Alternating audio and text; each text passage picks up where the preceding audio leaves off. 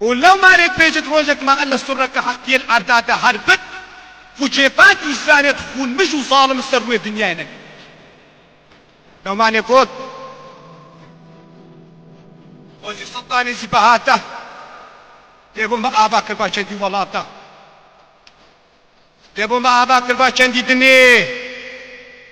كل يوم افتتقينش خزينة باطني جندي ابدين دار السلطان زي الشيريني شريف بيت مخني وعده هاتي خاصة مواقف وابا وعده كويل كان ازدياكي ومن ايمان ابويل اشتواهي وبلا مي ازدي حموكاشك ايمان في تشتيهبت او خدا كرامت بون وابا وعده كوان الصرص ماني خواداي ما روجك يا خدي تعالى بيت النياش فان انسان صباح وعده هاتي روجك تيدا حب السلطان يزيد مني اجبتك فوشي شايد ابو الشباب شازو مغني تنبو اغلى رجل دين دارا سلطان ايزي مناسبي خاصان بارتي نب خلق خام يبردو لك دي انكاري لك مام حيدار فليعتذني خذ معرفتها وقدارة زيتا بكات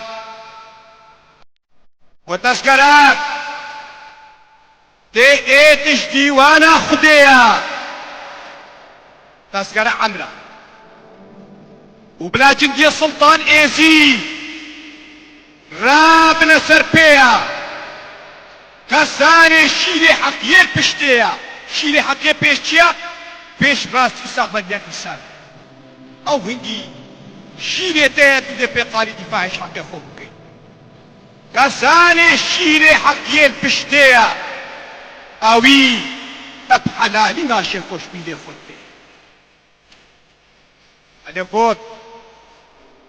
اب كيرك الطاقة ما روجكيتا هرب الطاوسي مني ملياكتا او بستي خودشتي